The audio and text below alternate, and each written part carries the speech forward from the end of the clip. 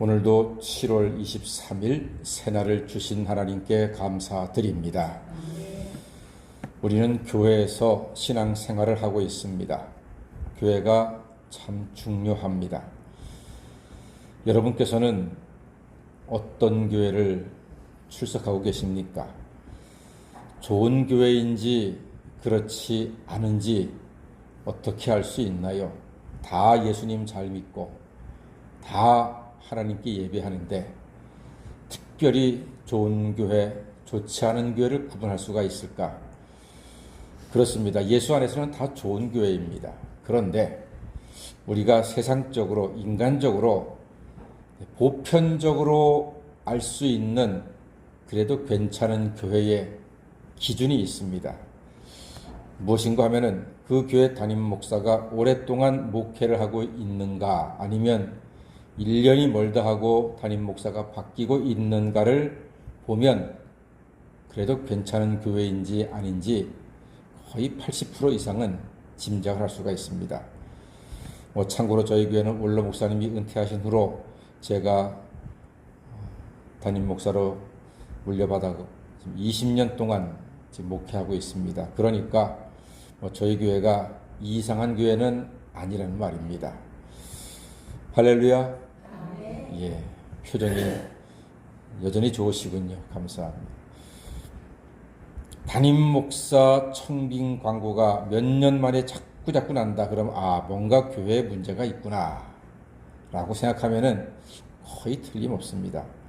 함께 오랫동안 같이 예배하고 신앙생활하는 것이 참 중요합니다. 오늘 본문에 남유다와 북이스라엘이 매우 대조적입니다. 남유다는 아사랴 왕, 다른 이름으로 우시야 왕이라고도 합니다. 아사랴 왕이 자그마치 52년 동안을 통치했습니다. 복 많은 사람이지요.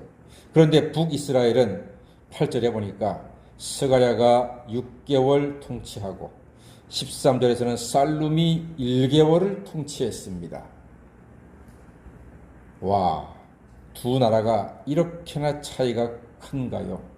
남유다는 52년을 왕이 다스렸는데 북이스라엘은 6개월, 1년, 6개월 혹은 1개월 이렇게 나라를 다스리니 백성들이 얼마나 고단하고 곤고하고 어지러운 삶을 살게 되었을까 충분히 미루어 짐작을 할 수가 있습니다. 자, 그런데 오랫동안 통치하기만 하면 장땡인가? 반드시 그렇지는 않습니다.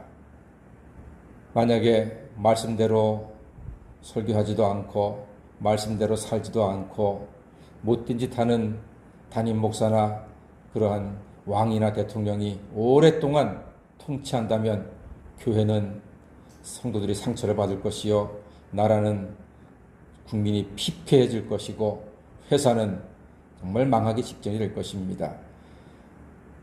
남유다의 아사랴 왕은요, 하나님 보시기에는 정직했는데, 이게 중요하죠. 하나님 보시기에 정직했는데 한 가지가 문제가 있습니다. 산당은 패하지 못했다고 기록하고 있습니다. 산당은 패하지 못했다. 모든 왕들에게 있어서 남쪽은 산당은 패하지 못했다. 북쪽에서는 여로보암의 죄를 벗어나지 못했다. 이 두 가지가 항상 발목을 잡습니다. 특히 남쪽 유다의 산당을 패하지 않았다. 산당에는 제단이 둘이 있었습니다. 하나는 큰 하나님의 제단이 있고 한쪽 끝에는 작은 아세라 제단이 있습니다. 자, 큰 하나님의 제단이 있다고 해서 하나님이 기뻐하시겠습니까? 아니요. 작은 아세라 제단 때문에 하나님께서 속상하신 것입니다. 99%로 남편이 여러분들을 사랑한다고 해서 기뻐하시겠습니까? 그 1% 혹시라도 다른 여자를 마음에 두고 있다면 그것 때문에 부인들은 상처를 받을 것입니다. 남자 여자 똑같습니다. 100%로 사랑할 때 그 사랑을 받고서 기쁘게 되는 것입니다. 하나님도 마찬가지셨습니다. 산당에 하나님 제단이 큰 게 있다고 해서 그것으로 만족한 것이 아니었습니다. 작은 아세라 제단 때문에 하나님께서 속상하셨고 52년 동안 나라를 통치한 아사랴 왕, 우시야 왕은 그것 때문에 하나님의 진노를 받게 되었는데 그게 참 아쉬움이었죠. 그래서 아사랴 왕은 그 산당 때문에 하나님의 징계를 받는데 5절 말씀 보니까요. 나병 환자가 되어서 죽을 때까지 별궁에 격리되어 살아야 했습니다. 52년 동안 왕위에 있으면 뭐합니까? 나병 환자가 되어서 격리되어 살아야 했으니 이거는 살아도 산 것이 아니요 왕이어도 왕이 아닌 삶을 산 참 불쌍한 왕이었다. 그렇게 충분히 짐작이 됩니다. 여러분, 잘못된 관행이 있다면 고쳐야 합니다. 산당이라는 관행이 잘못되었는데도 왕이 그것을 고치지 않았기 때문에 별궁에 나병 환자가 되어서 격리되는 죽음보다도 못한 삶을 살게 되었던 것입니다. 잘못된 관행이라면 고쳐야죠. 제가 저희 성북교회 담임 목사를 부임했을 때 보니까 주방에 봉사하시는 분들이 참 고맙잖아요. 주일마다 돌아가면서. 근데 한 가지 아쉬운 게 있더라고요. 주방 봉사하시는 분들이 전적으로 주일날 주방에만 계시는 거예요. 예배를 안 드려요. 그래서 왜 그럽니까? 봤더니 주방에서 봉사하는 게 그게 예배입니다. 그러는 거예요. 그러냐고. 제가 아무리 생각해도 주방 봉사는 주방 봉사지 그게 예배는 아니라는 생각이 들었습니다. 그래서 교인들한테 꾸준하게 얘기했죠. 막 야단치거나 그러지 않고 꾸준하게 얘기했습니다. 이제 관행이었죠, 일종의. 그러나 제가 보기에 그게 합당한 생각은 안 들었습니다. 하나님이 기뻐하실 것 같지는 않았습니다. 그래서 꾸준하게 얘기했더니 교인들이 얼마 가지 않아서 제 말을 다 이해하시고 주방 봉사하시는 분들은 물론 그 전에도 알아서 주방 봉사하시는 분들이 일부 예배 드리신 분들이 꽤 있었어요.